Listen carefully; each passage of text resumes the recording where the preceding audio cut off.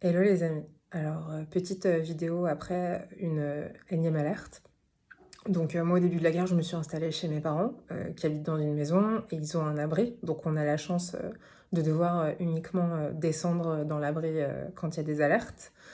Alors, à 3h30 du mat, ça reste chiant de absolument la même manière, mais il n'y a rien à faire contre ça. Et en fait, j'ai réalisé la chance qu'on a.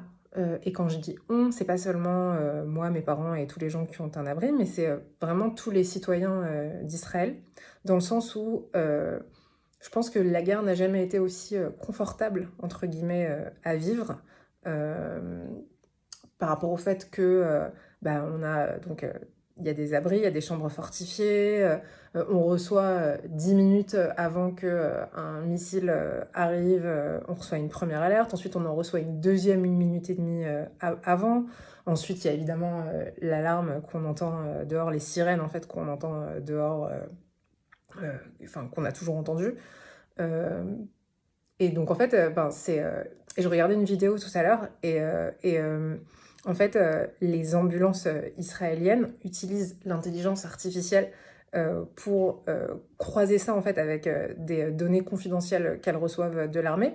Et du coup, avant que le missile ait frappé quelque part, si jamais il n'a pas été arrêté, eh ben, ils peuvent savoir en fait où le missile va frapper et du coup se dépêcher en fait sur les lieux avant même que ce soit arrivé en fait pour du coup aider en fait de manière encore plus optimale et de manière encore plus efficace.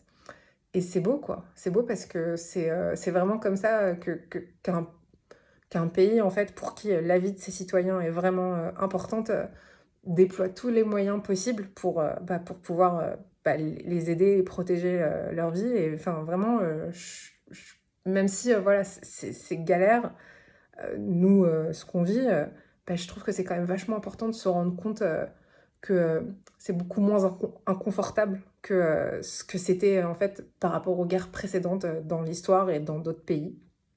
Et voilà.